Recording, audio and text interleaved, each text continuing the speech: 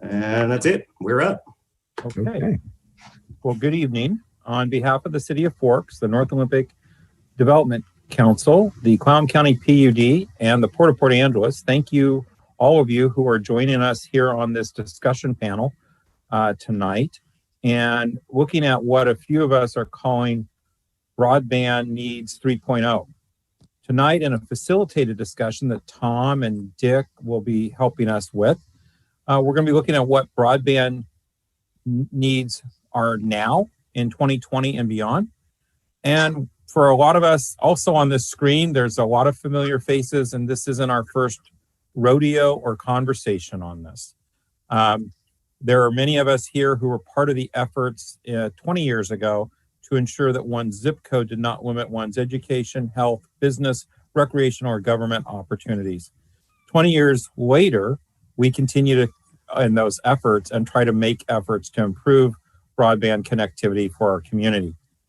Then it was City Council member Tim Fletcher, who is our lead person from the city's government. And today it's now Mayor Tim Fletcher. And so with that, Mayor Fletcher. Thank you for joining us. This is a great opportunity for once again having a conversation about broadband in our West End. And I'm very hopeful of the outcome of this series of meetings. I was hopeful 20 years ago, but I still remain hopeful now. Once again, thank you.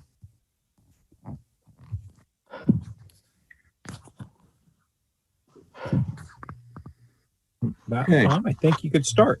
Okay, all right. Thank you, Rod. Thank you, Mr. Mayor. So we thought that we'd start by just doing some introductions on our side. You've already met Rod. Some of the other facilitators tonight, we're hoping to have a highly interactive discussion. Karen Natheld, the Executive Director of the NODC, and I'll be throwing it to her pretty soon. I'm Tom Robinson, President and CEO of CBG Communications.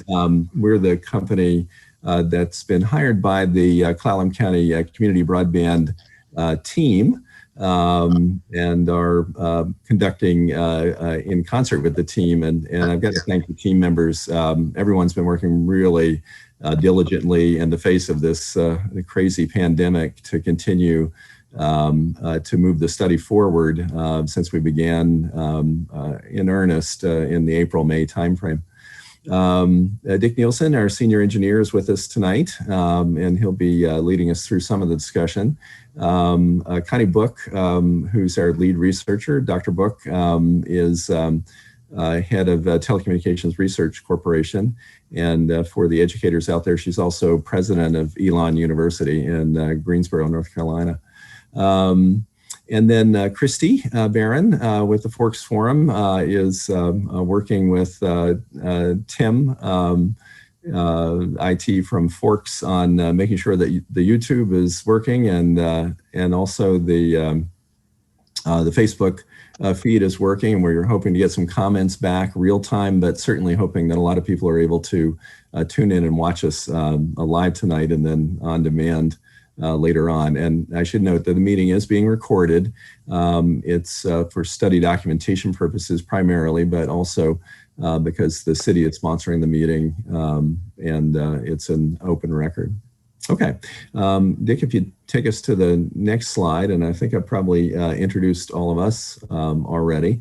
So what I'd like to do is kind of go around the Zoom, and I know Rod and the mayor and a lot of you know each other. We're just getting to know you. So I think what I'll try to do is I'll just roll down my Zoom list and call on folks. Next on my list is Bill Peach. And Bill, if you'd just kind of introduce yourself to us. Thank you very much. I'm Clallam County Commissioner for District 3, and I really do appreciate support for broadband. You know, it's a community that has a lot of area and a low population, but the same needs for communication. So I'm looking forward to solutions. Thank you. Okay, great. Thank you. Let's see, Patty, I think you're next on my list. Patty Morris. I've done some work on the West End and done quite a bit of communications work on the West End as well. Candidate for PUD commissioner. Right. And Patty, thanks. I think you've had some discussions with Dick Nielsen from our shop, and so we appreciate that. Absolutely. Susie Michaels, you're next. Hi, I'm Susie Michaels with Forks Website Solutions. I have customers all around town that are always looking for faster internet. And I'm also the IT manager at Forks Outfitters. Okay, great. Lissy Andros. Lissy, I think, yeah, go ahead. I'm Lissy Andros. I'm the executive director of the Forks Chamber of Commerce. I've been the director since 2012. And I'm glad to be here. I appreciate the invitation. And Susie's also our webmaster too, and our IT manager. So, okay, all right, great. Let's see, Heidi. I think you're next. Yeah, this is Heidi. I'm the CEO of Forks Community Hospital. Okay, great. Thank you for joining us, Frank Hansen. Yeah, good evening. Yeah, I'm a county resident, first off, and have been here for a few years. Currently, I work for the University of Washington up at ONRC with their education and outreach and their salmon recovery. So I look forward to, as Bill mentioned, solutions. And as Rod mentioned, there's a few of us that have been around since typewriters were given out and seen the changes and would like to really see those skills forward for our K-12 kids. Right. All right. Thank you. And Mary Jane, you joined us earlier today, and we appreciate it. Go ahead.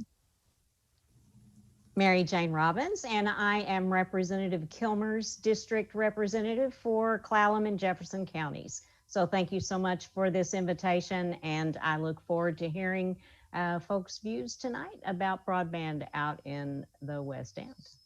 All right. Thank you. Let's see. Dave Anderson. Yeah, Dave Anderson, Clallam County PUD Commissioner for District 2, and I'm the PUD's representative on the North Olympic Development Council, pardon. Okay, great. And thanks for joining us this morning and tonight. Bob Pensworth.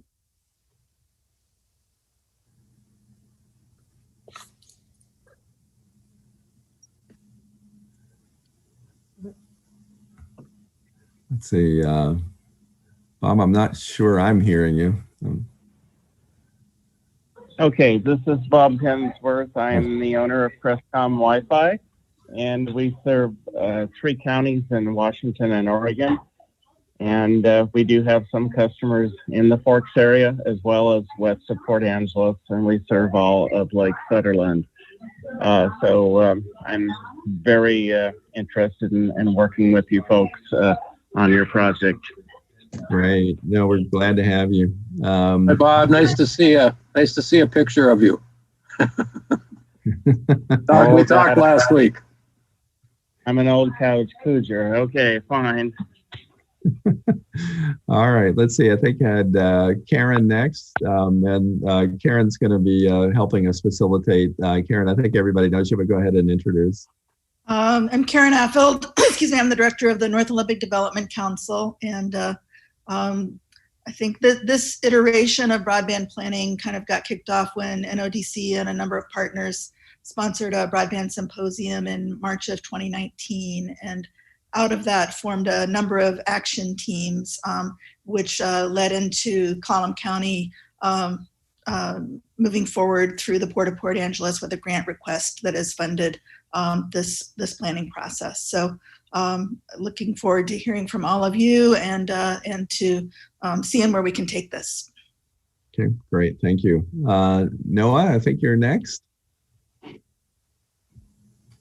Hi, I'm Noah Glod, the director of the North Olympic Library System, and we have branches in Forks and Clallam Bay and provide, during non-COVID times, quite a bit of computer use in each of those branches and have been providing Wi-Fi, on a pretty regular basis, 24/7 from those branches as well. So we're definitely looking forward to ways we can expand our services as well.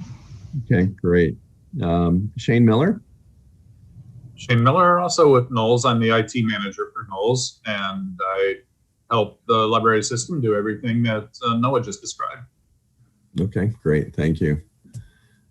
Okay, Dr. Book, you can just say hello. We're going to have you on the Zoom quite a bit. Go ahead. Hi, Connie Book. Looking forward to hearing everybody's thoughts in 3.0. Okay, Kelly Lichtenwald. Hey everyone, my wife Janice, Winnie, and I own a campground there in Forks, and I can make that sound fancy, but we own a campground. And I have spent my entire career delivering non-traditional signals for both public and private parties across long haul, both dark private fiber and public broadband. So very interested to see how not only this affects the community with the typical high-speed broadband to the home, but how it might capture and solve some of the ring issues we have with long haul all the way around the peninsula from Olympia all the way back the other direction. Okay, all right, great. Deborah Scannell, did I say that correctly? You did say it correctly. Thank you. And hello, everyone. I'm Deb Scannell. I'm the director of the Forks campus of Peninsula College. We're working with students from the Ho to Nia Bay, anywhere from 16 years old to 60 plus. Looking forward to this conversation. Okay, thank you for joining us. Christy, you want to just say hi? I know we've talked. You've talked to Dick. Just say hello to everybody.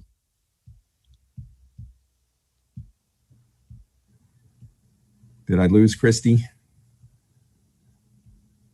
I might have. Okay. Todd Broussard. Good evening, everyone. Todd Broussard, IT Director for Forks Community Hospital.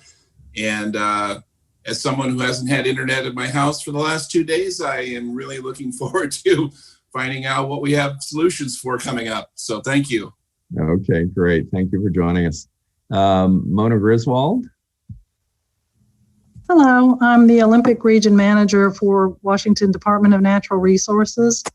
And thanks to COVID, we are really seeing the need for help out on the West End with everybody, most everybody teleworking now. Okay, great. Thank you again for joining us. Pete Duncan.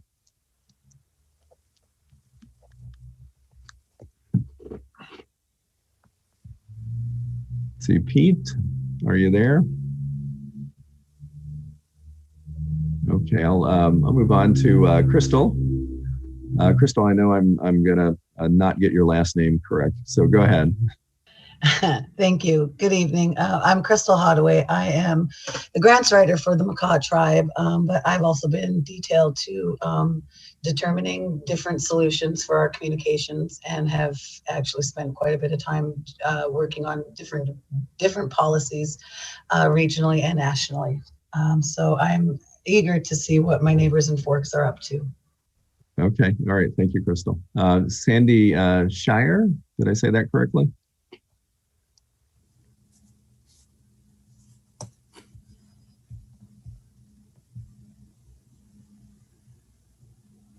Did I lose Sandy? I think I might have lost Sandy.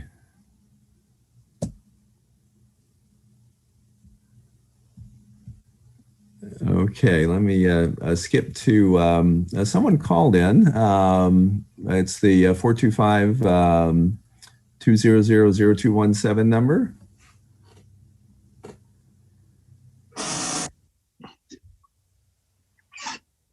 I don't know who that is. I think, okay, all right, I think that's our list. Did I miss anybody? And if so, just please go ahead and unmute your mic and introduce yourself. Tom, I think we should introduce Tim Carradine as well. Okay. Guys, I'm Tim Carradine. I'm the City of Forks IT, and then I actually run my own business, so I provide IT for the city and for a lot of businesses in and around. I do IT for the Quiute tribe and the Hoh tribe, and so I know a lot about the internet situation for a lot of the small businesses in the area for probably the last close to 20 years now. So. Okay. All right. Yeah. And Tim's kind of our overall traffic cop tonight with multiple different distribution methods. And then Audrey, I definitely want to introduce you. You're our Zoom master tonight and our host. So again, thanks everyone for joining us. All right. Dick, if you go to the first screen, so the Clallam County Community Broadband team has been around now again since that April-May timeframe we talked about, and we've developed a website, basically a web page or two on the NODC site, thanks to Karen, and provides a number of different resources. Karen, you want to just let everybody know how they can access it and the kinds of things that are on it? And what we'd love you to do is spread the word about its availability, the things that are on it. There's a survey there. There's a link to the state survey. Karen, go ahead. Sorry. To get to the site, I think that you can probably see the link if you're on video, but it's you just go to www.noprcd.org/Clallam-broadband-team. And if that's too much for you, you can just go to noprcd.org and look under Broadband Initiative and then find the Clallam Broadband Team from there. So the page is evolving, but what you can find there is a little bit of history about how it came together. You can find the vision statement, the draft goal statement for the team. You can find a link to a survey that we'd like for you to fill out if we don't get your input through this format. And also, please do spread the word about that. You can find a link to take the state's broadband survey and speed test, and that data is really important to us because the more little dots that we have where we know what speed people are actually getting around the county, the better that we can document what our actual speeds are and apply for funding to perhaps get higher speeds. So that's really important. There's information about the other community broadband meetings that are going to happen, and we'll be just continuing to add information and update that as this process goes on. So it's meant to be kind of the one-stop shop where you can go and find information about what we're up to. Okay, great. Thanks, Karen. All right, so Dick, if you go to the next slide. Obviously, part of what we're talking about tonight is the Forks area, both the within the city limits and the urban growth area, but then also the entire western end of the county. And we know, as you know, Rod and some of the folks out there have already spent a lot of time with us talking about the earlier efforts. So we know that there have been earlier efforts, and we want to build on those, obviously not duplicate it, look at current technologies and those kind of things. Dick, if you want to go to that next slide from the 2014 study.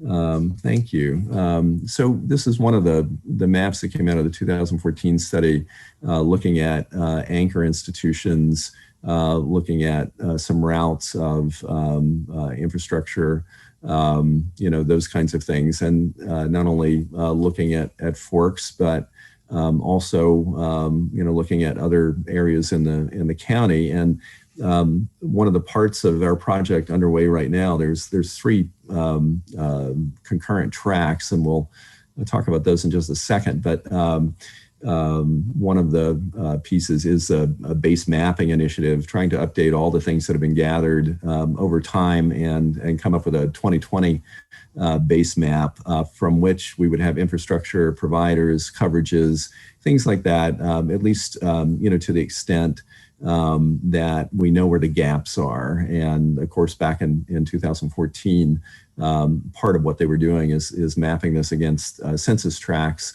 and looking at who was served and who wasn't served. And we're hoping to drill down even farther and look at not only perceived service levels, not only advertised service levels, but also perceived service levels, and really what people are achieving. And that's part of what the state's trying to do with its broadband speed test site as well. Nick, you want to take a look at, so one of the maps that came out in that 2014 study was the infrastructure, on its way to La Push and to the Quileute Nation. And one of the things that's happening right now, Dave, if you want to talk about this for those folks that aren't aware, one of the things that's happening right now is that the PUD has put in a grant application to extend its backbone infrastructure, middle mile infrastructure towards La Push as well. Dave, I believe, based on what you were saying earlier today, that we should know something on that grant application, perhaps as early as Friday. Yeah, in September, we applied for a $4.1 million grant for installing a above grade, in other words, a pole mounted fiber middle mile backbone that would go from the Elwha River to Forks and out to La Push.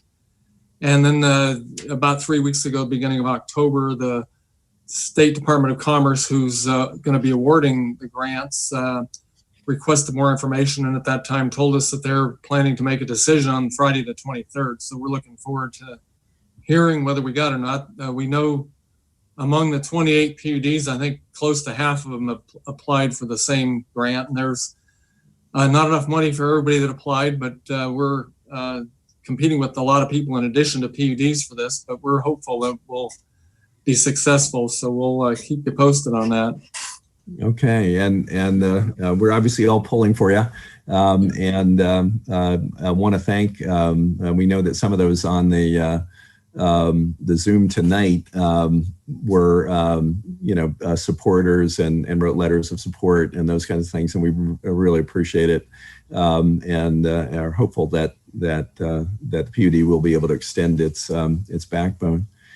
So those are the kind of things that are going on right now. We are gathering information to be able to have 2020 maps. I know that Dick Nielsen, our senior engineer, has been in touch with some of you, and to the extent that you've been able to provide us with information so far, we thank you. And then also to the extent that we're still seeking the information, if Dick calls on you, we'd love it if you can provide that to him so we can continue to document. Tom, if I could take that a half a step further, if you haven't heard from me, there, I may not have your number or your contact information, please reach out to me, and we can get that conversation started as well. Okay. All right. Excellent. Thank you. All right. So one of the first activities, and this was hotly debated with the community broadband team, we developed a vision statement for broadband throughout the entire county. You see the first part of it up on the screen. It actually has multiple goals to support the vision itself. One of the things we have to do as part of the grant requirements from the CERB, from CURB, is to vet this. We don't know that we'll have time to really take a lot of input this evening, but I'm going to have Connie kind of go over it with you, kind of the general focus. And then if you do have any initial thoughts, please let us know. This is one of the things that we want to make sure is we get a lot of input before we finalize this vision. So, thanks, Connie, Tom. Yeah, go ahead. And really want to open that up to everyone. I don't know if you've all had a chance to read this vision statement. It's also posted on the website. The vision really is a 3.0 vision, meaning that it wants to recognize the local and regional efforts and the investments that have been made, and to help to push further out, to realize the level of broadband necessary to meet the needs of the area and the future. So the vision statement, just making sure that people on the call tonight feel that their areas are represented in that vision statement. Any feedback on that piece of it? Okay. Dick, you want to roll to the next slide? And then underneath that, the 8 goals that one is, to use creative solutions. That's the first goal. And then second, looking at equity and the issue of equity and digital inclusion that the broadband availability presents. A goal around economic development, so support for small business and future business. We definitely feel the need on the health side with public health that the pandemic has presented and only amplified, and public safety. We mentioned tonight was the importance of the pre-K through 12 effort, as well as post high school experiences at the different colleges, being able to do remote learning. I mean, we're really feeling it. Government, good affordable broadband for residents to be able to be, just citizenship. And then also recognizing that it's going to take a partnership to really, if you look at what's been successful, especially in the rural areas in Washington, it really truly is partnership. Multiple, providers working together with government, working together with the PUD, working together is the key there. And then the issue of a resilient network, recognizing, particularly in rural areas, if you have an outage, just the need to have redundancy is only amplified in the rural areas. So wanted to set that out as a separate goal as well. Whatever is built is resilient. So those are what the community has articulated as the vision and the 8 goals in a previous effort, and wanted to confirm tonight that this felt right for the West End. So, again, I know it's probably the first time many of you have seen it. Any initial reaction? Have we, the thing about a vision statement, obviously, is it aims very high. And the goals were really to help support what the vision meant. In other words, what are the things that need to come out of this study and the sustainable efforts thereafter? What do they need to be able to support? Is there anything that we've left out that you think we should add? And again, anyone that wants to chime in, please do. This is Commissioner Peach. Okay. And what an issue that the commissioners manage on a very regular basis with a lot of programs and proposals is the measurables. So I don't see the measurables that actually identify success, but maybe that's in the the next section you'll present with regard to operations. I am very, very insistent that measurable outcomes are identified as part of the process, good or bad. Thank you. Yeah, no, that's an excellent point. Yes, there would be metrics and benchmarks to be able to evaluate whether the vision was being achieved. Obviously those are being developed, as part of the project. It's not something that we necessarily have to be able to talk to you this evening, but they are things that would be developed so that you would know whether you are achieving your goals. That's absolutely, one of the things that need to be designed as part of the project. Any other thoughts at this point? This is Kelly Lichtenwald here. As a small business owner, we often hear the term broadband and high throughput and speed. And for us engineers, we expect a number associated with that. I know vision statement is very high, but are there specific metrics on what the actual speeds are going to be that we're trying to push through here? There are, and we'll talk about that in, well, I guess we'll talk about that right now. Dick's zooming through the PowerPoint. One of the key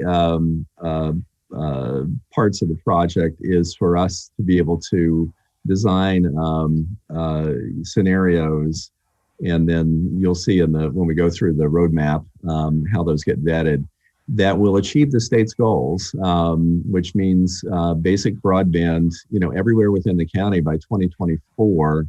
That's 3 megabits upload and 25 megabits download, and we realize, for a lot of folks, that's really not enough for what they do. However, for a lot of folks, that's well more than what they're able to achieve right now. So that's what the state has set, and that would be the minimum. And so we have to design to meet that minimum, and then go above it. And you can see very rapidly, the state has set, once you have a baseline of that, the state has set 1 gig to every institution by 2026, so just 2 years thereafter. And I realize, and we want to talk to the, some of you that are representing anchor institutions and see what you have, and make sure that, if you're not in that ballpark, how do you get to that ballpark by 2026? And then one of probably the most difficult to achieve is the 2028 goal. So many systems are asymmetrical right now. And the one thing that will give you fairly easily symmetrical speeds is fiber to the premises or fiber to the home if it's a residential connection. Even cable modem systems, and we're still trying to get information out of Wave, but even cable modem systems that are up in what they call DOCSIS 3.1 or 3.2 now, which is the highest level of the cable modem specification at this point, at least the highest one that's being developed. Can get you well more than 100 megabits download, but upload is limited severely by the way that the system's architected. So many of those systems may give you 400 or 500 megabits downstream, but or download, but 35 in the upstream. So that is the state's goals. That is what we need to be able to develop a plan to meet. And so that's kind of where we're at right now. So Kelly, does that kind of tell you what we're doing, and does that fit with what you would want to see in the western part of the county? It does, and we're a little south of Forks, and we get that. But those speeds, I mean, you're way out there. It definitely is that's going to be a tall order. But I think everyone on this call is looking forward to that. Okay. All right. Well, and again, we appreciate your input and involvement, and we're hoping that we're going to get a lot of good ideas tonight as we go through. Okay. Do you want to touch on the anchor institutions? I just am curious, since we have several on the line, if about their alignment with the state goals. Sure. No, I think that it's probably a good time to do that, since we already introduced it. I guess a question for the school district and the libraries, those folks. What are you currently achieving? Are you in that 1 gigabit symmetrical level now? I know some folks from the college are on the line as well. Go ahead and just feel free to speak up and identify yourself again so everybody knows.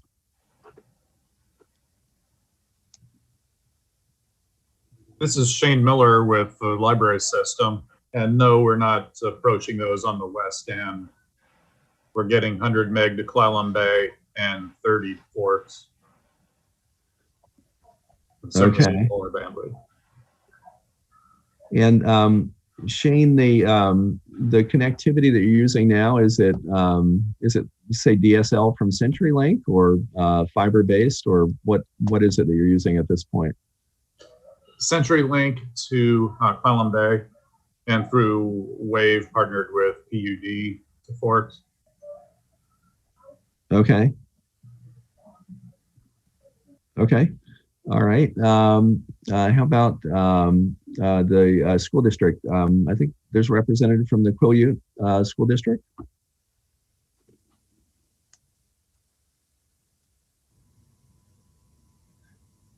Well, and again, if it's not something you know this evening, please provide it to us, and Dick will be also happy to reach out to you. So I can't speak definitively for the Quileute Tribal School, but I'm pretty sure they're running on a wireless area connection, comes out of Olympia, and I think they just got that pushed up to 500.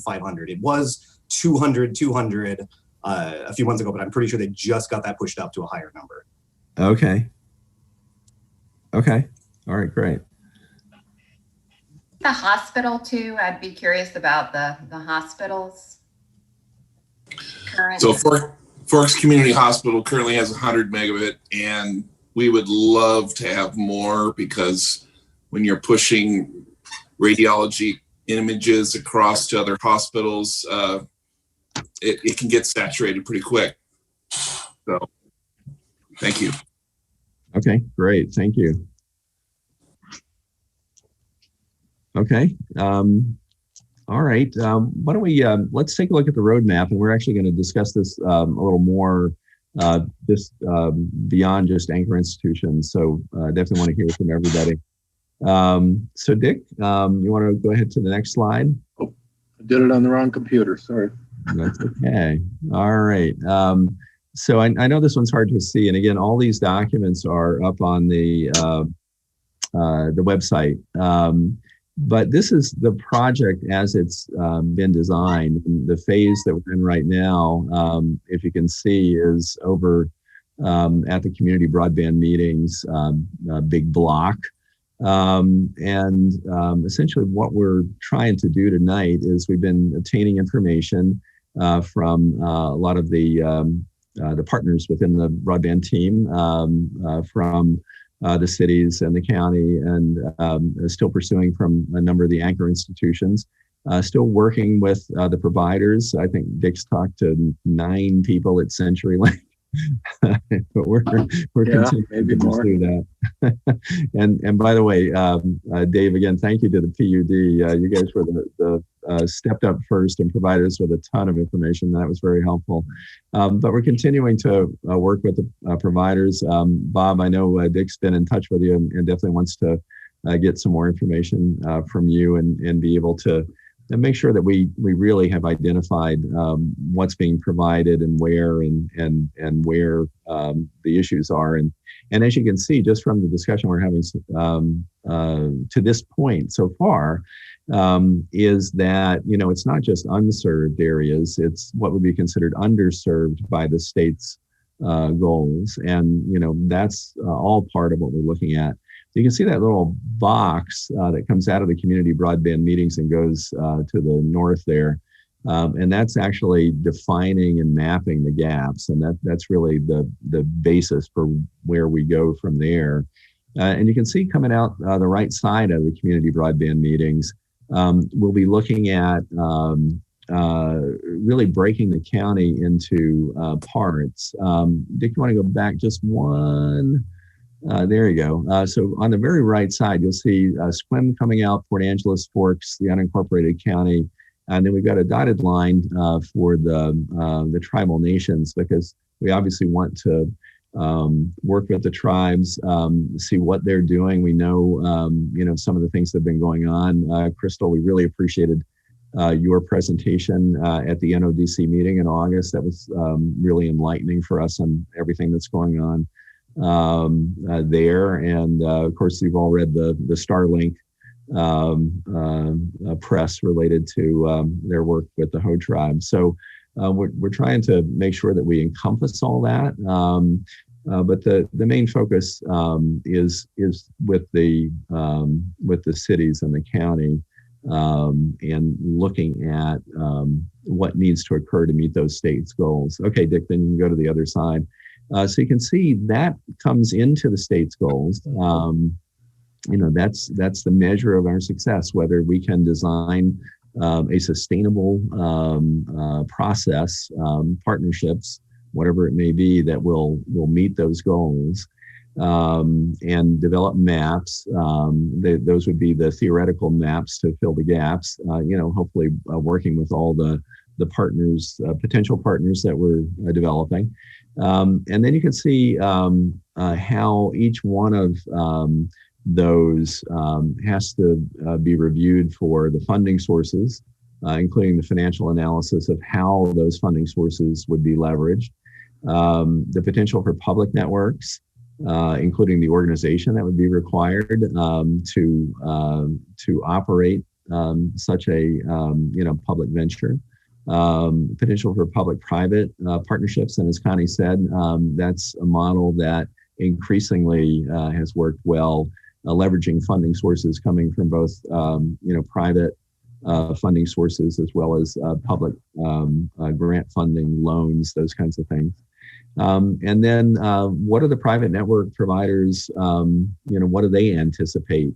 Is it expansions of their system? Is it getting into new technologies? You probably noticed that the FCC's recent auction on CBRS spectrum was well attended by all the major providers. That's another type of wireless that was formerly in the citizens band radio service area. And that spectrum, hopefully will be leveraged to continue to expand broadband services. So all of that arrives in that middle block there you see, which is scenarios that we vet with the community broadband team first. And then our job is to, as a team and as a consulting group, is to take those to the public. And that would be all of you as panelists, as well as the general public and the business community, and see if it's workable from their perspective, from your perspective. Commissioner Peach, that's where really the metrics come in, because it's not workable if it doesn't meet measurable success, as far as metrics and those kinds of things. Okay, let's see. And I know the chat's going back and forth, and that's good. And I'm sorry if I can't monitor it all. So I appreciate it going back and forth. I saw something on marine applications, and that is important, obviously, in Clallam County. The final thing is that a final report will be issued, and we will, within that report, essentially recommend sustainable scenarios to get each one of the entities, SWIM, Port Angeles, Forks, and then the surrounding unincorporated county to meet those state goals. So that's the roadmap. Okay. Tom, there is a question on the chat. I'm sorry. It comes from Frank, and I want to ask him a question back. He says, is there a marine broadcast application to this opportunity for fishermen and other marine folks? Frank, are you aware of any contacts, kind of a starting point there? For me, I'm the person that's trying to talk to the providers, talk to the people that like Bob Pensworth, that own and operate networks or that maintain them or whatever. Is there a contact for that, or a group that kind of oversees that in some way? Not that I'm aware of at this time. Okay. But that's a good input into the process. And Karen, I agree with you. That's something that does merit discussion with the team. Okay. All right, Dick, you want to go ahead and really kind of launch into this discussion. What we want to do now is well, before we get into this slide and the next one, one thing that we want you to do is take a look at that roadmap. We went back and forth as a team and looked at how the process should work, and this seemed the most logical, methodical, efficient, and effective process to us. But if you have ideas on things that we should be looking at, that we should plug into that roadmap, please let us know. And again, it's posted up on the Community Broadband Team's website. There is a comments area in there, as well as the survey that Karen was talking about. Okay, all right. So we've started this discussion. One of the things that that the CURB wants us to do is to look at, do you have broadband now? And so what we thought, to the extent that you know, based on your own experience or those of others, where are we at in Forks and the urban growth area, and also within the western part of the county? I mean, it sounds like there's a variety of different things going on with different types of service levels. Dick, you want to take us through that one?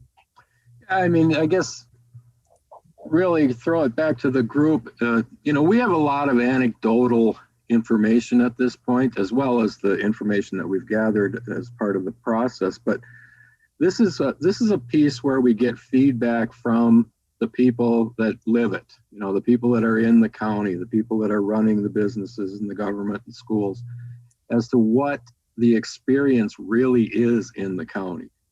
And so the question becomes for Forks, the urban growth areas, and then the whole western part of the county. We've got 3 different groups, 2 of them on the screen now. What are the existing service levels that are available? And I know that's a big question that varies everywhere, but what are people seeing?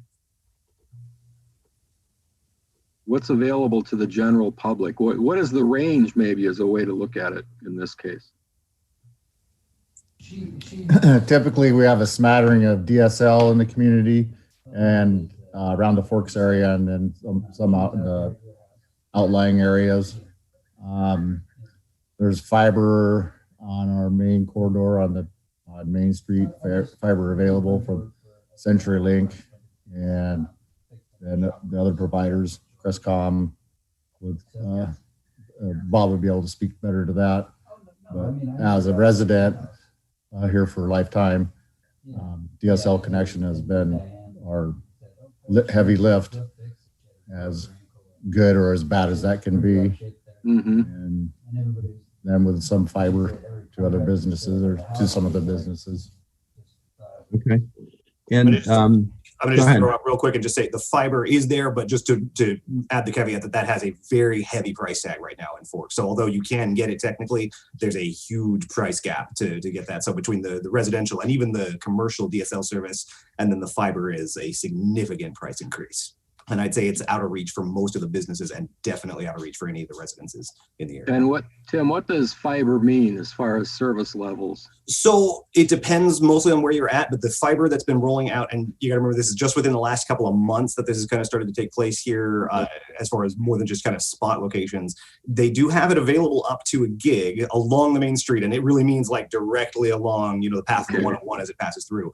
But it is up to a gig, so 1,000. Okay. And then significantly lower. What's the lowest level? Do you know, just off the top of your head? On the fiber, I don't know. I've seen quotes provided by CenturyLink for as low as I think they've offered 100, and I've seen 50 as well when we asked for a price range. But generally, they're offering 100, 500, and then 1,000. And CenturyLink is really the only provider on. They are the only provider for fiber that I'm aware of, other than PUD, which of course isn't available to the public. Right, and DSL too, right? Right. Yeah. Okay. And Tim, the DSL, it runs from broadband speeds to sub-broadband speeds. I mean, there's again, your proximity to the local switching station makes the big difference. So they're offering speeds as high as 80 now, 80 down, and I think that's I want to say 15 up. Which is actually not too bad at all as far as DSL speeds, but those are definitely very, very rare. You have to be, right next to the box. Much more typical speeds you're seeing in the 10 down, and then that's 0.75 up, which, for any kind of reasonable, Zoom, remote school, anything like that, it's just not functional at those speeds. Right. And I'd say there's a lot more of that, low end 10, being available. And, often, again, the further out, of course, you get, then you drop down to, 5 or even 3, and then those upload speeds become so nominal as to be basically non-existent. Okay. Tim, I think we heard anecdotally that that CenturyLink has been expanding its expanding its fiber from the central office to put in DSLAMs a little farther down. Is that kind of a, and obviously there's a question for them, is that kind of a continual process? They have a capital plan to do that, or? Right. So, I mean, obviously I can't speak to what their Right. intentions are as far as that goes. I can say that for the clients that I'm working with, I've definitely seen a growth pattern where they seem like they're building out. Although, the typical, playbook from CenturyLink tends to be that they, come to a business and say, hey, we can offer this at your service. You sign a 3-year contract at X price range. And what they're doing is they're forcing the customer to pay for the build, right? So, they'll quote you some astronomical price. And if they can get somebody to chomp on that, then all of a sudden, they've got the build out, they'll make it happen. It takes, 2-3 months to get the build and then you have fiber. And a few people have done that, but more often than not, if you kind of wait for a little longer, someone else will kind of eat that bill. And then, of course, that cost will come down because now that someone else has paid for that initial hit to get it into the, the general vicinity, then that cost comes down. Well, yeah, we'll be the early adopter. Is there any form of an active program maybe where they go down a block, and I know a block isn't like a city block, it's, a house every so many hundreds of feet apart, and even less dense than that. But do they have like neighborhood meetings where they say, okay, if everybody signs up for DSL and shares the price, then it'll be far less than if only one of you do it? Have you heard of anything like that going on? I have not heard of them doing anything like that. And I think that's because they're not really reaching towards residential with the fiber. It's not that I don't think they would sell it to you, but it's that's definitely not the target demographic that they're dealing with the fiber there. I think, honestly, the push for fiber from CenturyLink right now has more to do with their phone systems. They're no longer supporting the old PBX systems that they used to sell. Because of that, they have a real strong desire to get everybody pushed over to voice over IP, but you can't do that without something a lot more reliable than the DSL that's been there. So I'm usually seeing those two things come in conjunction with, a business being offered voice over IP phone service coupled with, fiber service to support that. And of course, optional internet if you need it, but the fiber really is being pushed sort of as a way to get the voice over IP phone systems in. Right. That could entail putting in a DSLAM too. Maybe we're getting a little too technical for this group, but right. We can talk about that offline. But yeah, interesting. Okay. And Bob, since you joined us on the Zoom, do you want to just kind of give us just an overview of the system that you provide and just kind of the service levels that you're able to provide to because I know you operate throughout the county and have a lot of customers.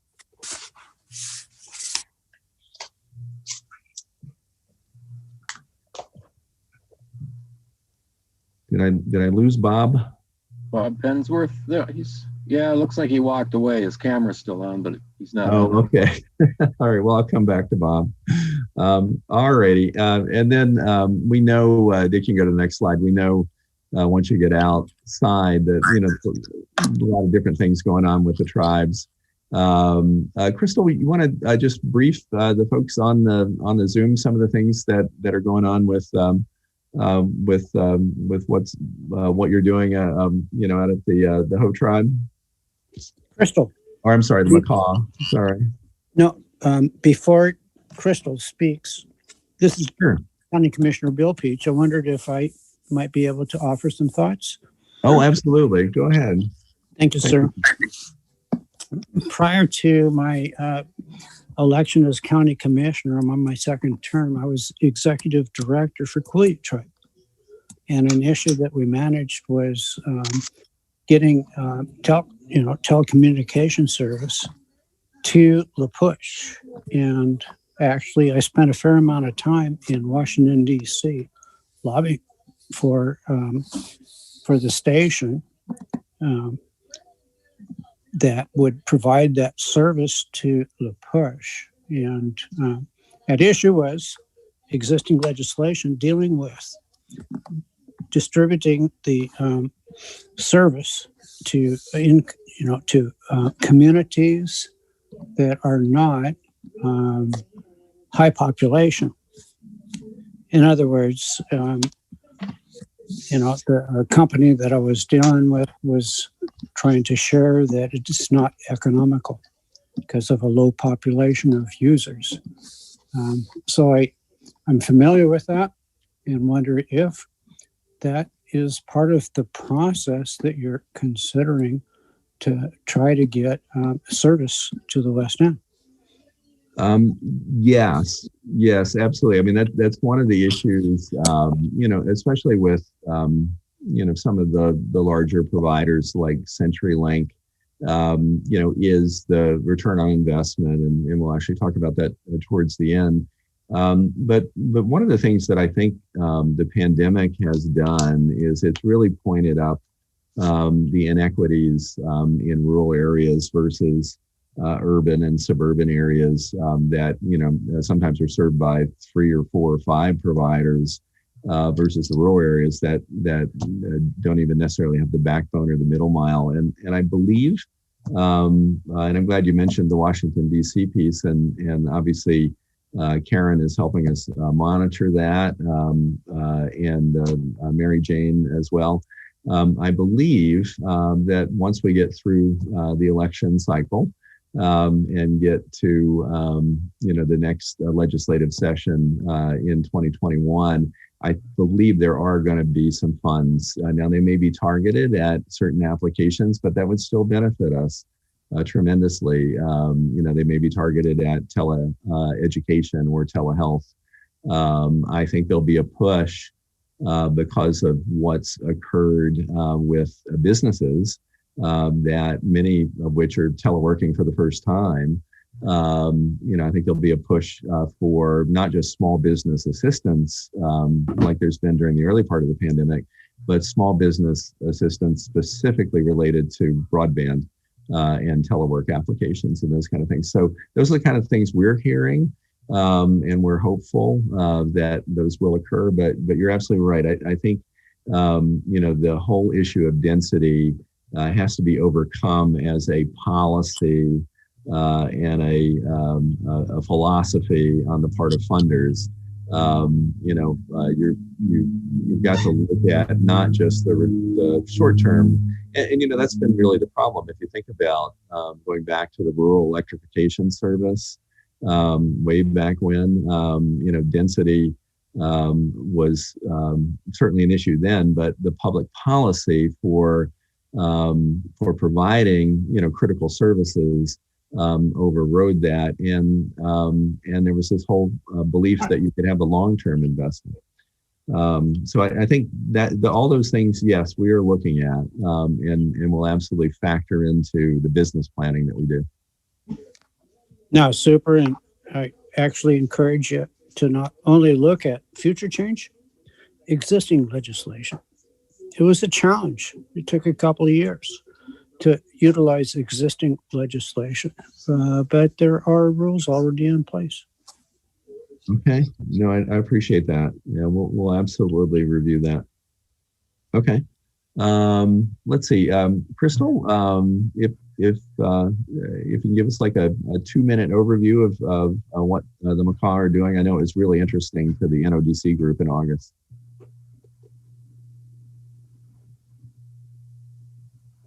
Did I lose Crystal? Maybe. Okay. I think she traded spots with Bob. Bob's back. Okay.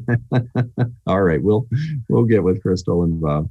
All righty. So let's go on. There are some specific CURB questions, and we want to make sure that we get to those. So I think I kind of know what the answer is here, but let's just kind of go round robin because this doesn't require any knowledge of speeds necessarily. The question is, does existing broadband in Forks, the urban growth area in the western end of the county, meet today's needs? Is there anybody that thinks it does? I guess let's start with that.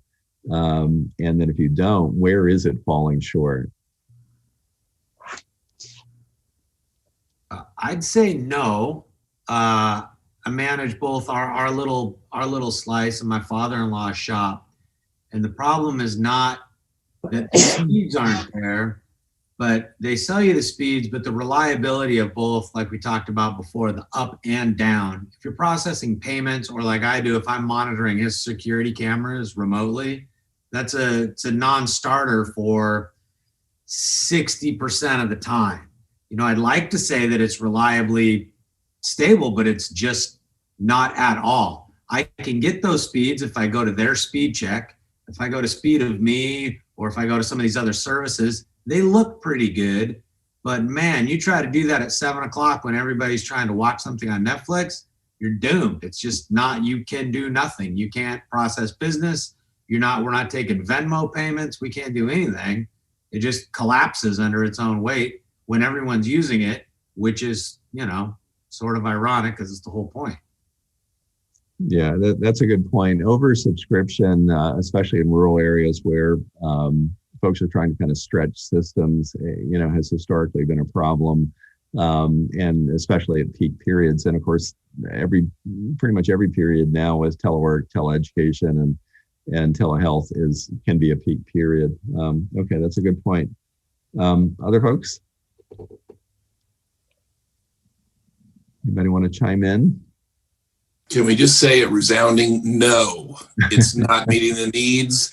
It's not reliable. And we need some solutions, some alternatives to help out this community. Okay. All right. I think that sums it up pretty well.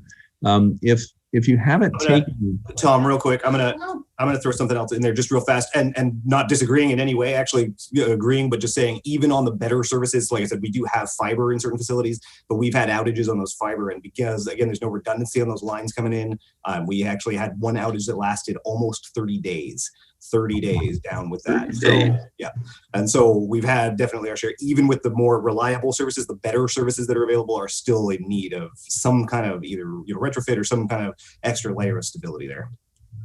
And was that fiber? Was that a provider?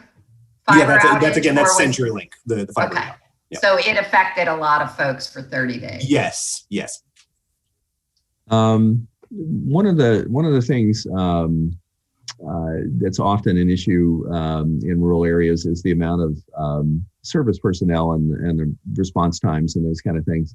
Does CenturyLink have, within their local office structure, do they have, service and repair folks that are, in Forks, that are in Port Angeles, in Swim, have bucket trucks, those kind of things? Or are they coming from someplace far afield when these kind of issues happen?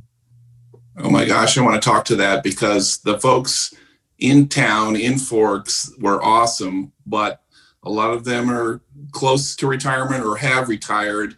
And the rumor is that we're not going to be able to get responders from anywhere close by, perhaps Paulsbo, to do your basic service and repair. So it's a big concern right now. Got it. Okay. I'll echo that. CenturyLink over the years has had a big brain drain with their good techs. And for those of us who work in a lot of markets, if you have one guy on a truck and you have his personal cell phone number, you have a little pull down in your concur for bribes to make sure that guy is happy. Because when you lose the good local service tech, your last mile is useless. And the last mile is the only part of the service anybody that uses cares about. So you're doomed. That's a big deal with everybody just retiring. Like you said, they're all old telco dudes that are retiring. Wow.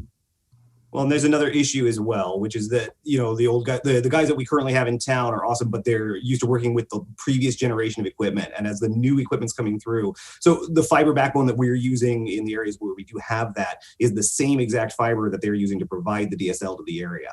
And that I know for sure we don't have any technicians that are local that work with the local fiber. And I believe that was what our big delay was, waiting for that period of time. The outage, I believe, ended up actually being in Port Townsend. It wasn't anywhere near Forks, had nothing to do with Forks, but there was an outage with equipment in Port Townsend, and that was the amount of time it took them to get someone there, to identify the problem, to then get parts, to repair the part, and then get everything back up and running.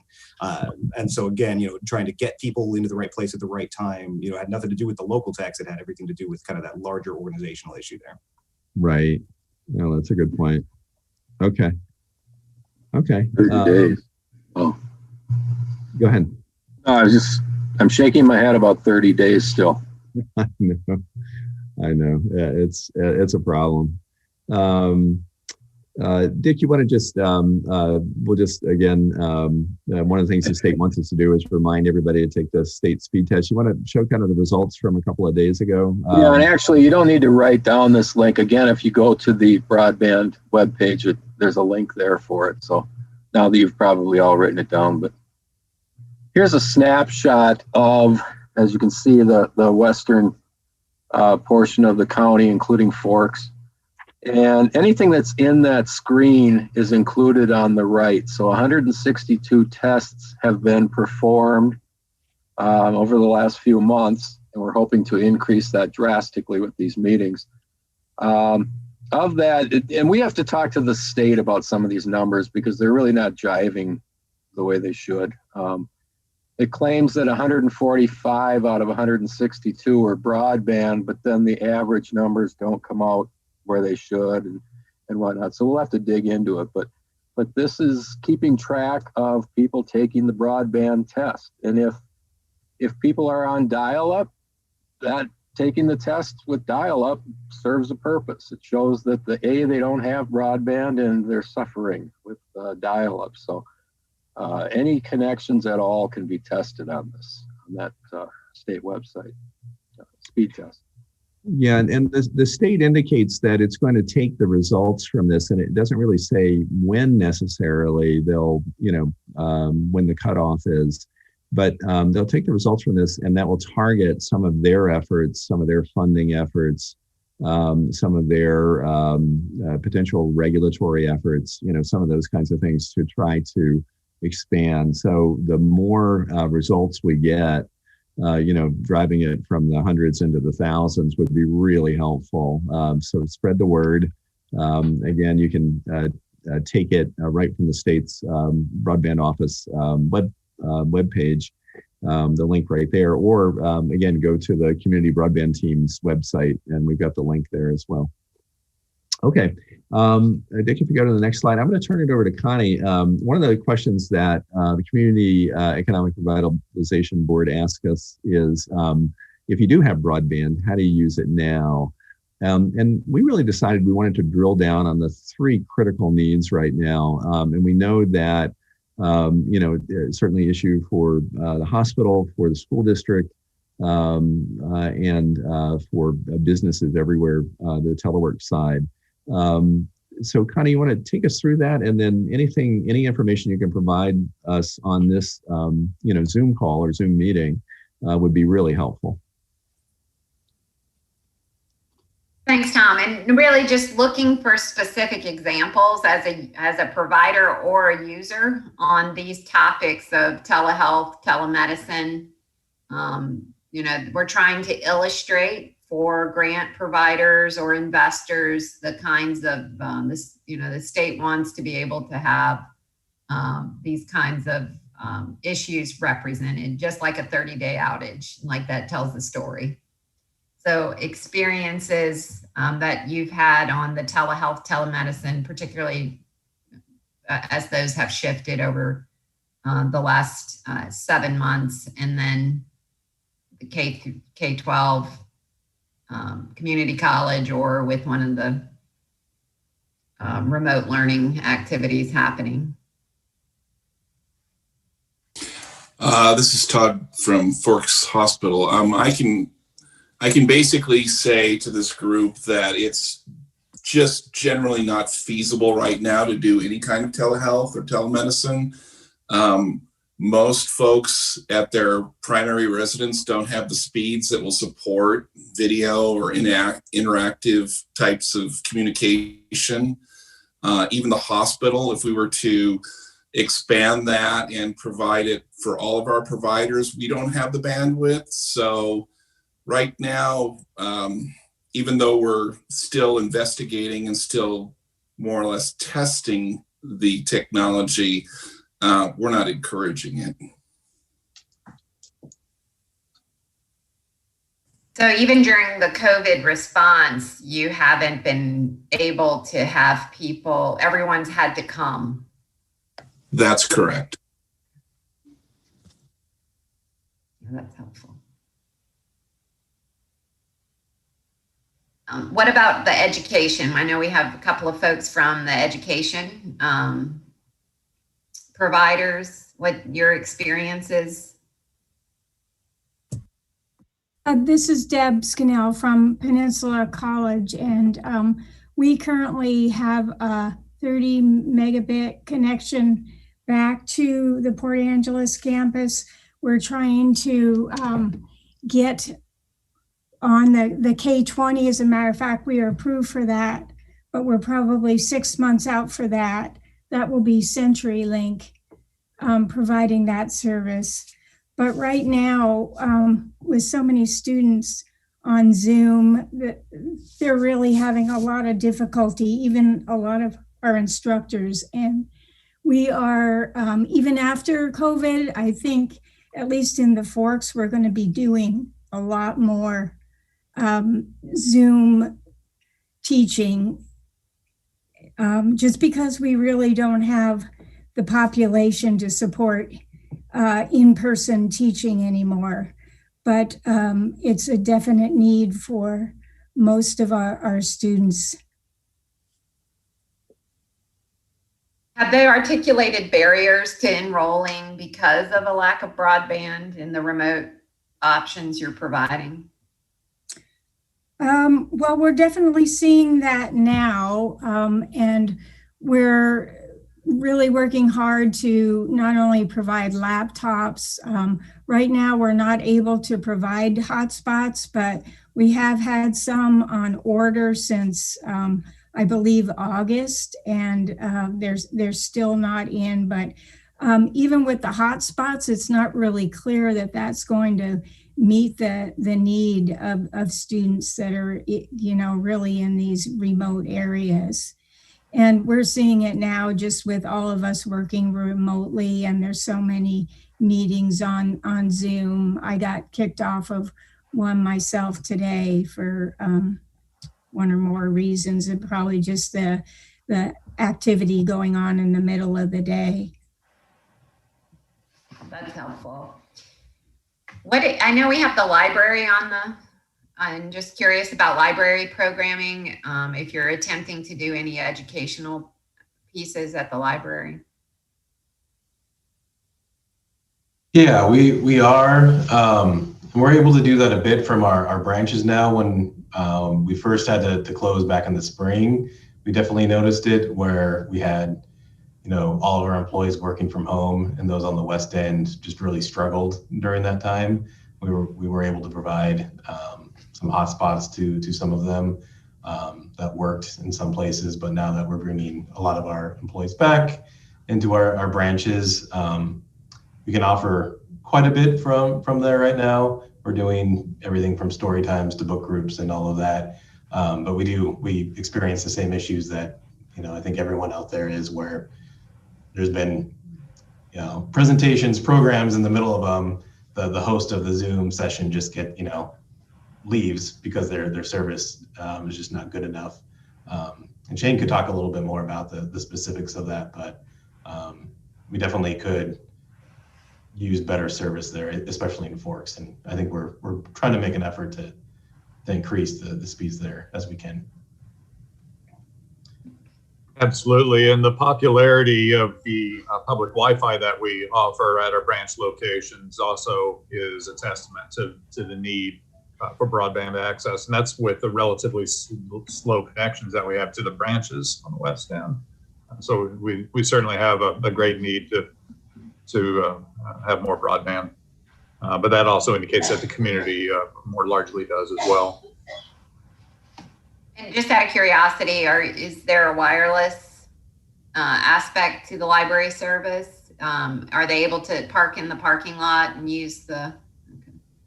Yes, and with the onset of the pandemic, we opened that from library hours to 24/7 access. That's true of the college as well. And the chamber also. And the hospital also. And your parking lots have people in them? Yes. Well, I know the libraries does, yeah, on a regular basis. Yeah, the chambers does as well. College as well. People use the hospital's wireless after hours, yes. Is that open to the public or just to people working at the hospital? We have a guest wireless, and we, you know, provide service for both patients, you know, families, and then when people learn the password, then it gets circulated, and then we have people drive by, you know. Yeah, we don't have a password, so ours is open just 24/7 to whoever. I feel that a good indicator that broadband for most people is not sufficient when we have an SSID just for Venmo for selling firewood, and there's people parked in our driveway using the very limited that I let out for that because it's better than what they have at home. And it kicks them off in 12 minutes if they don't actually log into Venmo, and they just keep looping in because what we've heard is it's the best option they have. This is Linda Middleton, and we've been experiencing when school was out, we had a lot of kids that were getting kicked off. They were doing their homework at the daycare and they were getting kicked off. And we have another problem with our birth to 3. We do teletherapies, and there's a lot of places out there that don't have Wi-Fi or any way to connect. So we have invested in quite a few hotspots and iPads, and so that people can at least get some therapy for their kids. So, but they still get kicked off, and it's not great service. Great observations. Thank you for that. So Tom, I'll let you pick up from there and go do the next. Dr. Brooks, this is Frank Hansen from the University of Washington, ONRC. We do have fiber from a year ago, last September, and we do Wi-Fi, but it's limited to those people that work through the U or have business there. So, yeah, just for the record. Okay. So you've had that for a year now, Frank? Yes. And Frank, is that through CenturyLink or? Yes, it is. Okay. Is that part of the K through 20 network? Was that an extension of the K through 20 or? You know, I don't believe so. I can follow up with, connect you with Derek Kettle, our maintenance director, that can give you that information. Okay. All right. Great. Okay. Dick, next slide. And I know we've heard from some of the businesses already. Lissy, I guess I'd turn this to you, being with the chamber. What do you hear from, especially small and medium businesses that have had to, get into a much higher telework environment? Is it a struggle for them? Are they able to do it? What are the issues that you hear? I haven't heard any complaints specifically for local businesses. A lot of our local businesses are not teleworking. They're actually going to work every day in their buildings. So okay. I think what I see mostly is just the chatter in the community that every day is your CenturyLink down? My internet's down. Is your internet down? Because mine's been down for 3 days. So that's more what I hear than businesses complaining. Now, Susie is my IT manager, so I kind of defer all of my internet situations to her. So I really feel like here at the chamber, we have really good internet. Maybe I'm naive, but we run webcams here. We have our security webcams. We have visitors on our internet, and very rarely do we have any problems with our internet even being slow. So we're pretty fortunate. Okay. And how about large businesses? Are they able to, work with CenturyLink and bring in fiber when they need it for, really high capacity, or have there been issues as well? I think I would defer to Tim about that, because I think that's something that I think the city and Rod talked to businesses about. But like I said, I haven't really heard any issues, but that's really not my department per se. Okay. This is Todd from the hospital. If I may make a comment, we opened a new clinic about a year ago in September. It took about 6 months to get 50 meg fiber installed, and it's just shy of $1,500 a month for the bill for that. Prior to that, we were trying to use the 25 meg download, and it was just simply unacceptable. So that's just my experience. Okay. Yeah, and that falls in line with what I was saying earlier about the build out cost. So whoever hits that initial cost for the build out is the one who eats that cost, and then it drops a little bit. But the lowest I've seen fiber cost is still $400, $500, $600 a month, which again, is something that when you're talking large business in a small community, it's, what, 20, 30 people, not, what you would normally consider a large business, but still, these businesses don't have a huge amount of, money for that kind of a cost. Right. I know of one, for instance, one of the hospitality businesses in the area, and only one who's opted for the fiber at this point in time. And again, it really just always comes down to, the cost analysis. And it took a constant complaint from, guests that they're not able to, watch Netflix. They can't, upload their photos of their trips. They couldn't do anything like that. And so eventually they finally kind of caved, but it's expensive. They're spending a mint to get, a relatively reasonable connection speed. And like I said, it really has to do with who foots that first bill to get the build out in place. So if there was an underlying infrastructure that was, making the rest of that cost lower, then I think that might help. Like Todd was saying, they were the ones obviously who paid for that first build, and that build, is going to be expensive for them for years while they're basically paying for CenturyLink's bill to get the fiber run to whatever location that was. So. Right. Okay. And a lot of our businesses are seasonal. So for me, I'm going to set a bunch of things up out there. We may spend a lot of time in the community. We may come back over to Seattle and spend some time. All of a sudden, your ability to get a good, solid, symmetrical uplink and downlink where I can see my security cameras, my water meters, my sensors. If that goes away, it makes me much, much less comfortable leaving something through the winter until things ramp up in the spring and summertime and we can go back out and have hands on site. We can't necessarily afford to have somebody out there all winter. So for us, telework's 7 months out of the year. And when it's really slow, it just makes it's impossible. You get a complaint, you can't monitor your cameras, and it's a pretty basic thing that you have to be able to successfully manage something sort of in and out of season. Okay. Yeah, and telework is a moving target as well. So what we're expecting right now for kids to be able to go to school through Zoom meetings has a fairly, significant amount for Forks residents, especially, and for the, you get even just a little bit outside of town, and you really lose the ability to connect to Zoom calls, to stay connected, people drop in calls.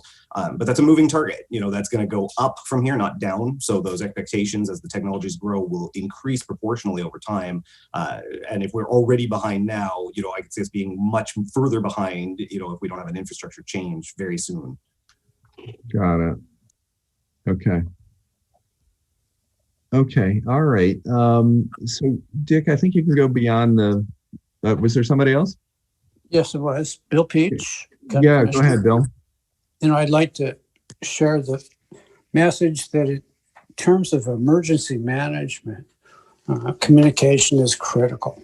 And I've seen it a number of times. And once the central emergency management system receives information, it depends on distributing that, whether it's by phone or by any computer system.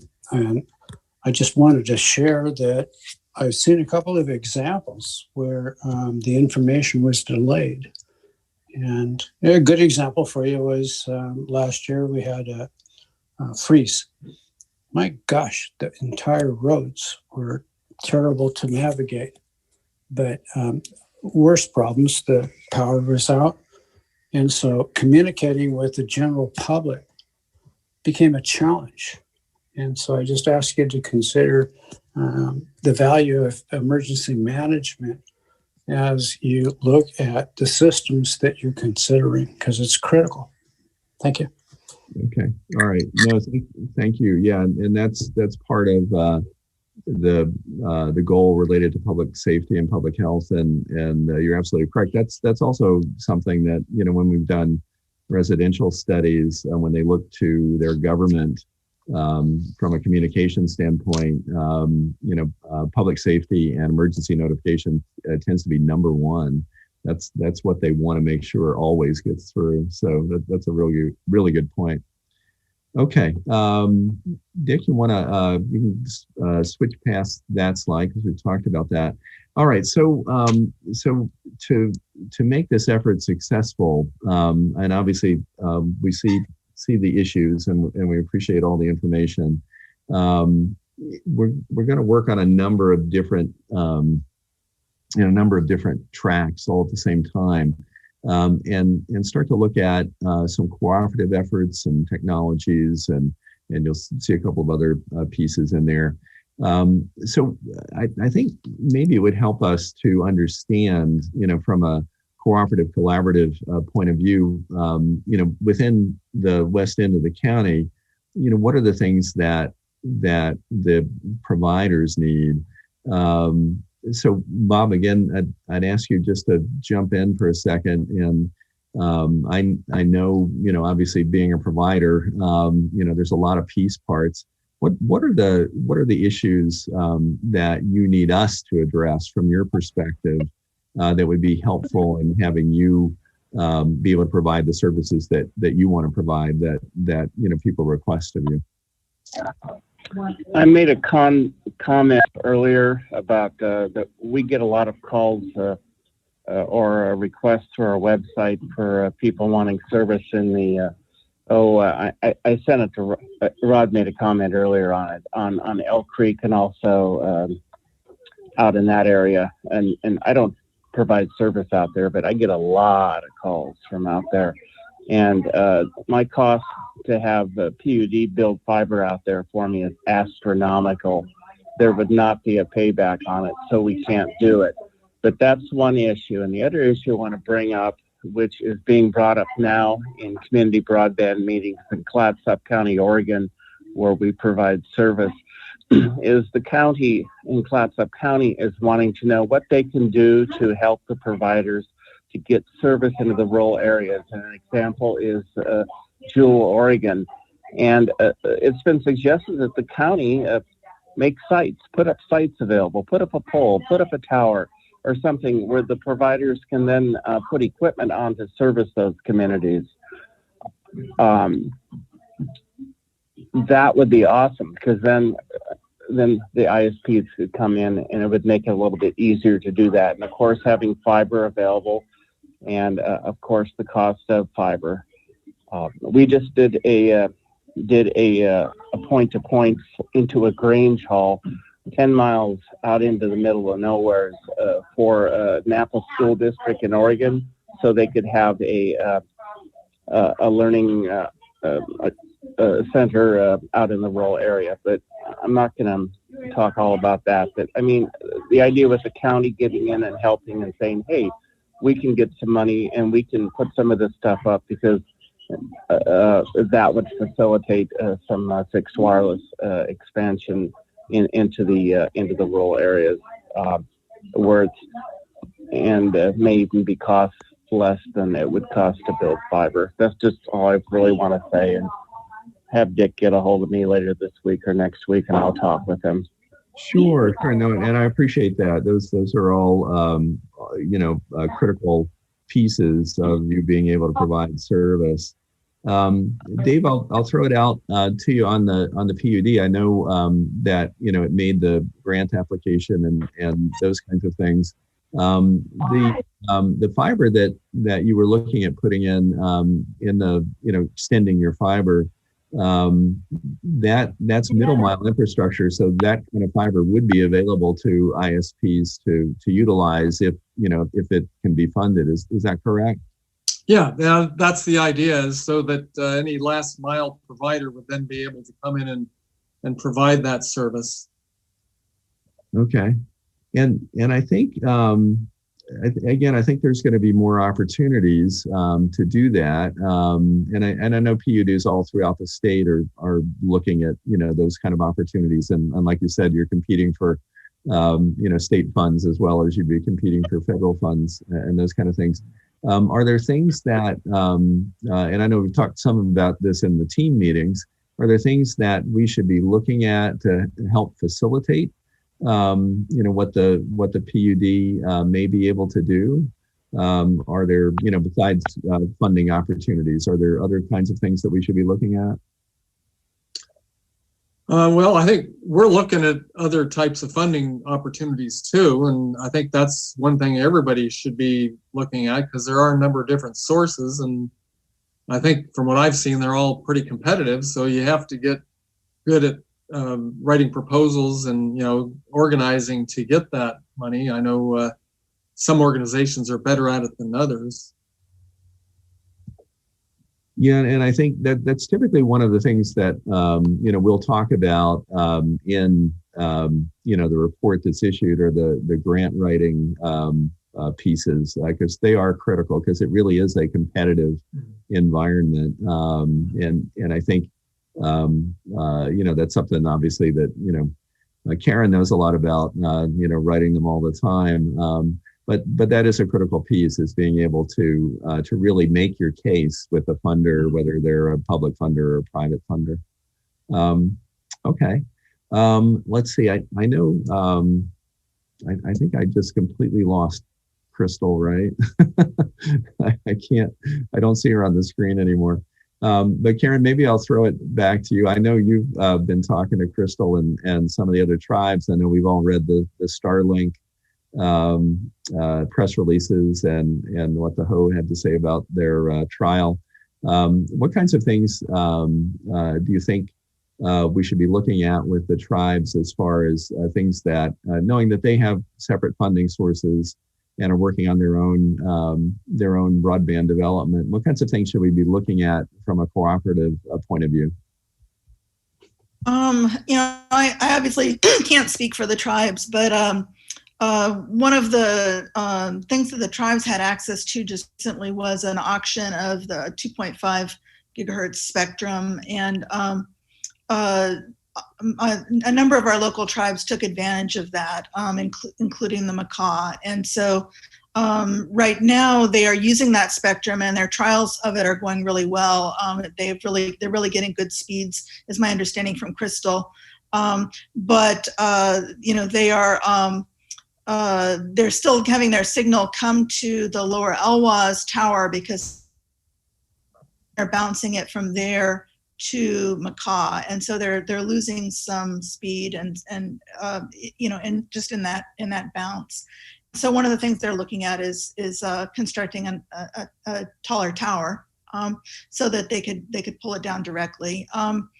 I think one of the things that we should keep in mind, and as a county and as a county-wide team, is just to make sure that whatever they're planning, and they're aware of what we're doing, and if there are places where we can support each other, particularly when it comes to phone, that everything links up. That it's not a lot of siloed efforts. And so I think it's really mostly about open communication and making sure that we're all aware of what each other are doing, for the most part. And of course, the Ho have had they have this agreement with Starlink for a 3-year beta test, which so far is going really well. So that could be the start of that being available to more of us as more satellites get launched. Okay. All right. Thank you. I appreciate that. And actually, kind of leveraging and connecting up so that we're not doing siloed efforts necessarily. One of the things that we've been real successful at in some of these is aggregating demand in order to attract providers. Just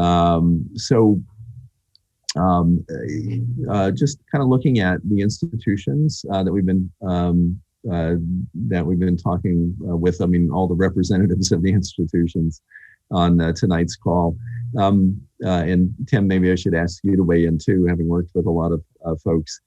Is there a possibility of aggregating some demand in order to attract some investment? In other words, instead of one person, being the early adopter and then everybody else jumping on, everybody actually looking at a sort of a combined procurement of a large capacity connection, which then would be, developed into, like even a 10 gig capacity connection that could be developed into smaller 1 gig connections. We've had some success with that, just because of depending on the amount of fiber, because of the way that you can wavelength division multiplex everything. So do you think there's possibilities there that we should look at? Yeah, so conversations have definitely been had already. And, I don't think that anybody's actually tried to reach out. Again, we find CenturyLink to be pretty difficult to work with when it comes to this kind of stuff. And I find it noticeable that, of all the various people, they're not here, they're not attending this meeting, right? So that kind of gives us an idea of they were invited that we've had there, right? So they were invited, right, but they didn't show. And like I said, not trying to be mean to anybody or throw anybody under the bus, but yeah, the conversation's been had, and I've mentioned that to other businesses before. We've even talked about possibly, having a single business go in, for instance, and purchase a, large connection and then using wireless technology to shoot that off their own roof to share it to other local businesses. But again, of course, that violates certain terms with CenturyLink if they're selling it versus if they're just allowing people to use it. So it all has to be kind of carefully worded and carefully agreed upon. And for the most part, of course, no one business wants to be the front man for that since they'd be financially on the hook while the rest of them wouldn't be. But, I can't think of any reason why that wouldn't be possible other than just the potential difficulties of working with CenturyLink, which is a fairly significant hurdle, but not necessarily an insurmountable one. Right. With PUD, access coming online, you also have other options coming through with, folks like Bob, Pensworth and even, potentially just smaller other organizations, residences where they want to, establish their own small ISP for their, for their block and just have, a little box at the end of the road that runs everything. There's a lot of options there. But of course, all of that depends on backbone availability and how much is really there to be pulled from. So. Okay. All right. Okay. All right. Thank you. Yeah.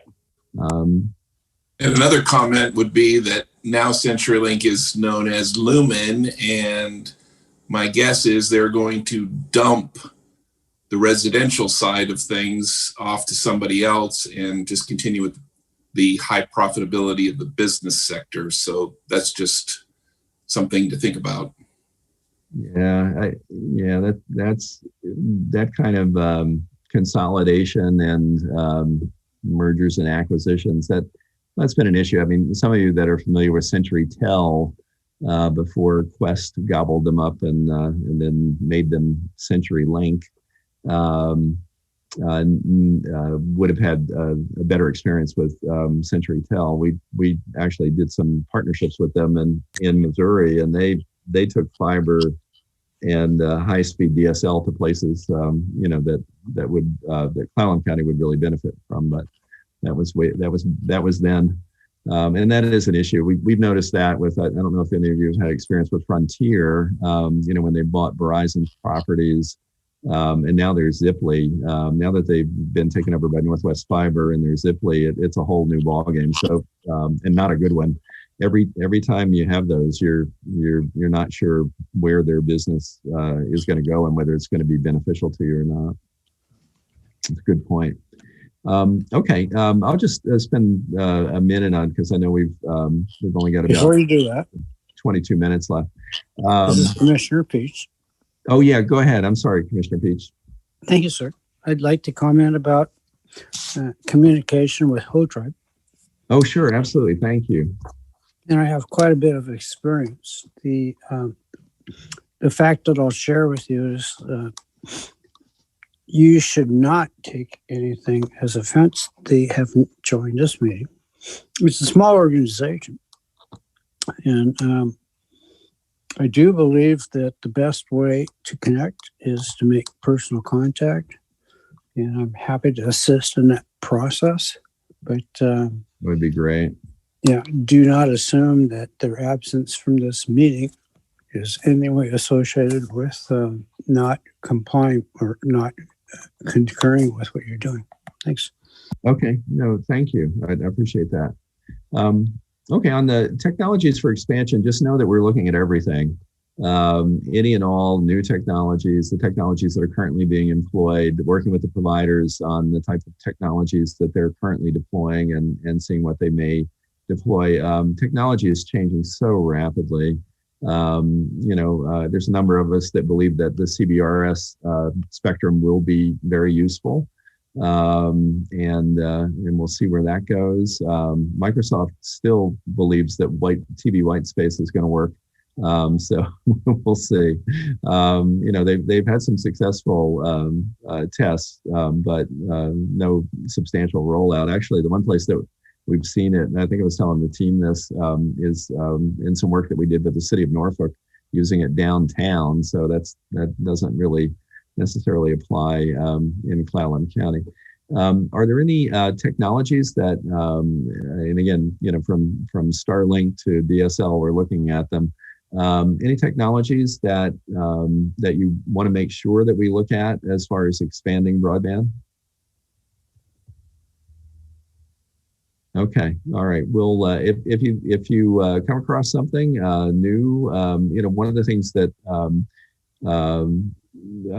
in the business planning side of this that we'll look at in order to really focus on sustainability, you typically have to look at phasing in development and expansion. And so in doing so, you do happen typically to be able to take advantage of new technologies because you haven't locked yourself in to one particular technology. We'll put that as part of the planning process as well. Okay, Dick, you want to go to the next slide? Okay, so making the business case. So obviously we know that the providers have to have a return on their investment. Public entities typically just have to make sure that they're zeroing out, so to speak, that they're able to sustain their primary business while they're also focusing on these public-private partnerships. And so sometimes can have a longer return on investment. One of the things I'm interested in, because some recent work that's been done by Pew, indicates that there is a certain sector that is really reluctant to adopt for a variety of different reasons, but it's kind of the hardcore non-adopters, I guess we'd call them, which they believe is going to approximate about 10%, and they're spread throughout rural, urban, and suburban areas. But part of what typically brings them along are low price points for service. Are there affordability issues? Besides the ones that we've talked about related to businesses and residents, do we have to make sure that there are basic levels of service, at really affordable prices? Your pricing model has to take that into account. I mean, we work in places where the same service is quadruple the price just because everyone lives there can afford it. Where you have a place like Forks, the West End, we're just maybe a mile north of the Clallam County border. So basically from us all the way to Aberdeen, if you make that drive, you see, 3 groups of people. You have your tribal nations, you have everyone from Seattle that comes over when the sun is out, and then you have the people that live there. And when you slice that up and you try to figure out where you are going to make a business model out of that, you have to have some level of local resident cost, which can't be the same as basically what a transient customer may pay for something like that. A business that comes through like us, it's only open during the summer. We're there for the tourists. We know that the tourists bring with them dollars. That does not help somebody that lives there through the middle of winter go through their telework or have their kids go to school. So there has to be something built into that model for that. Okay. All right. No, I appreciate that. Connie, did you want to, because, when we're talking about penetration and the cost recovery period, did you want to talk about adoption a little bit? And, whether that's one of the parts of the study that we need to look at is digital inclusion and adoption. That's one of the CURB requirements. Are there issues related to education that we need to be looking at, as far as digital literacy and those kind of things? Because we all reviewed the 2014 study done in the area, which noted, West End adoption issues and, nationally, rural areas, the latest Pew study found that it's lagging still, and it's at about 12% less than urban areas. The other challenge is that once people invest in a smartphone, they want to use that phone as the primary tool. And of course, there's limitations there. particularly in the rural areas, with having enough bandwidth to really function at the level. So an urban person can create a pretty good hotspot based on a cell phone network. So it's a compounding issue around cost and adoption. Also, you can just look at the demographics and see that, you got an aging population versus a younger, which would create that demand that would attract the build out, in more rural areas. So it really does need to be a partnership, what we're talking about tonight, alternative ways, trying to get that infrastructure built, grant support to do that, so that you've got the ability to attract ISPs to build off of that, and then the redundancy. So, I think we're hitting all the right points tonight, and that Forks just illustrates what has become a headline because of the well, we knew already, but it's a headline with the pandemic. Okay. If there's specific adoption issues that you think we need to look at, obviously we'll look at them from a variety of different points, and perspectives. For instance, we did a project a while back for the state, and we were out in Ferry County and worked with a nonprofit there related to digital literacy, education on access, because even where access was available, it wasn't being adopted in some areas. So if you think there's things that we specifically need to focus on, because that builds demand, and demand builds a business case, let us know. I know, again, like Connie was saying, the whole focus on tele everything, it used to be necessity is the mother of invention, but it's also become the mother of adoption. Definitely let us know what you think about that, and where to focus our efforts. One other question for you. I know T-Mobile and AT&T and Verizon have been locked at each other, fighting over users for God knows how long now. Is there any value in approaching them and footing some of the bill, since all of your T-Mobile carriers or your customers who are, metropolitan focused, all of a sudden now are flipping over using Wi-Fi hotspots for Wi-Fi calling, basically backboning all of their telco service on your infrastructure to get it out of the rural area? Is there any intelligence in talking to them and saying, hey, why don't you meet us halfway here? Why don't you have to pay for some of this? We can give you some backhaul for your customers. We can give you some hotspots at national parks, state parks, or whatever. And then you get your penetration through the whole Olympic loop. Everybody wins, the locals win. Is that even a possibility? Is that just pie in the sky? No, I don't think so. Perhaps, achieving all of that with all of them might be. But no, T-Mobile, for instance, has been interesting. They've had some discussions with the Jefferson PUD on some joint projects, and they were one of the first, I believe, to come out with developing, hotspots and then providing them to students that didn't have access. I think there's some opportunities there, and I think we should talk to them. I don't know that it will get you 5G, out in the county. I'm not sure, when 5G is actually going to come to most cities, at least in large, or most large urban areas, at least in large numbers, or large coverage, because they're really just being used for densification right now, where people with 4G phones are having a hard time, getting capacity. But no, I think that's a great idea. I think we should approach the cellular carriers and see, what kinds of opportunities there would be. Yeah. Okay. All right. So that does kind of roll right into the next piece, which is just the funding sources. And again, this is just to let you know that we're looking at them all.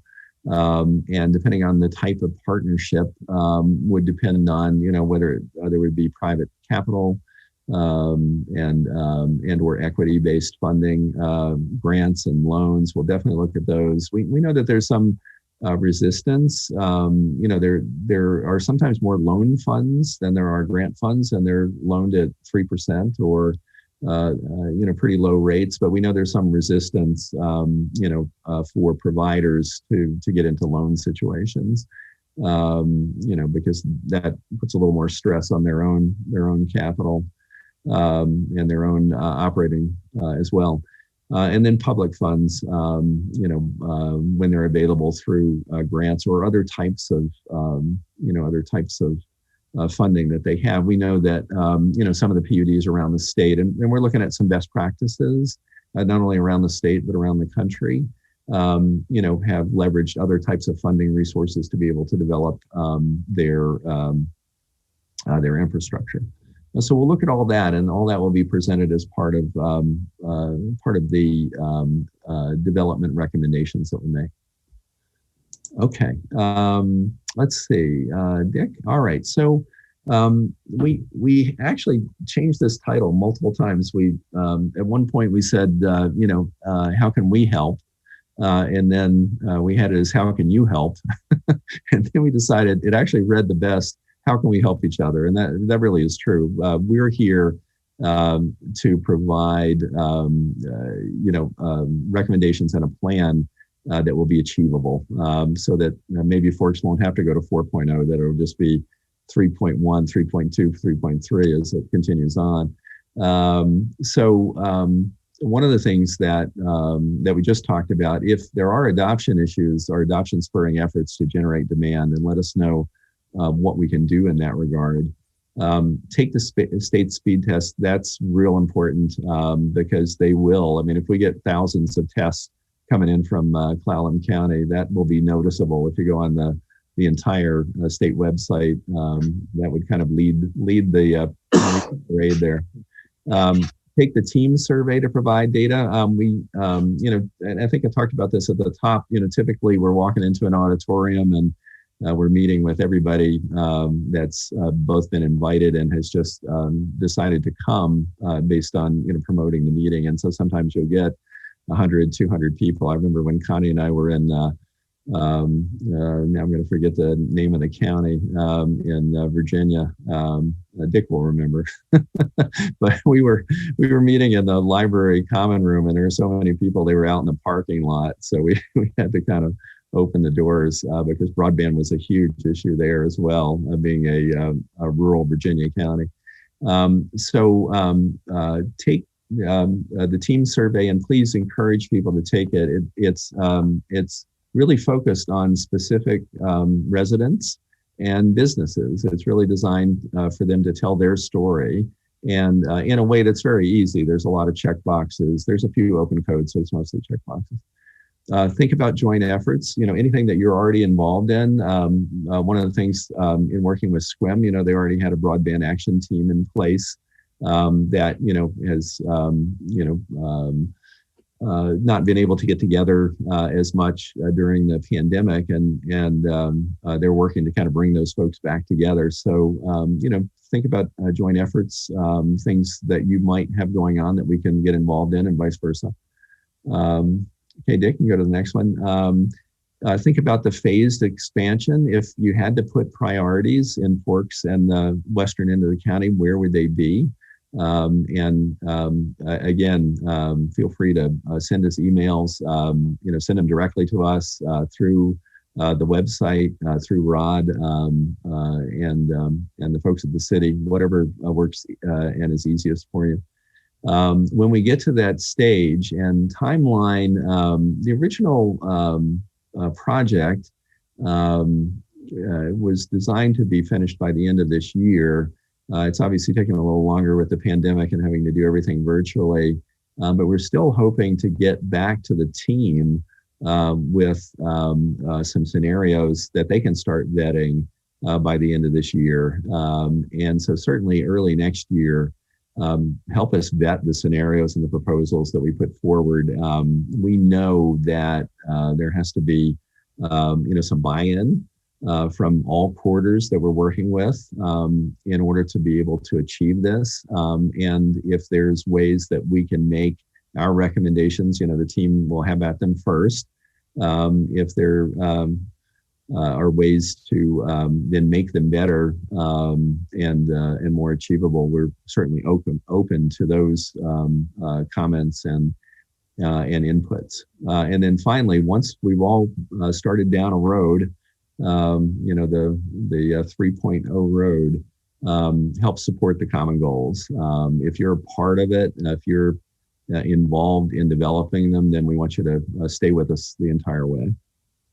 Okay, so next steps, I think really is to, kind of go back through what we've talked about this evening, and anything that that we didn't get to that you wanted to talk about, just forward that to us, and then we'll keep you apprised. Rod is a critical member of our broadband team, and we'll work with him and also Christy through the Forks Forum to keep you apprised of everything that we're doing. Okay. Anything that anybody wanted to say tonight or talk about that we haven't talked about? I think we've got about 4 minutes. We'll be right on time.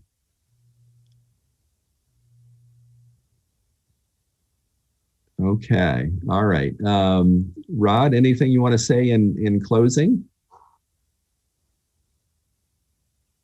Well, just want to say to everybody who made a point of being here this evening and being part of the discussion and listening, we really appreciate it.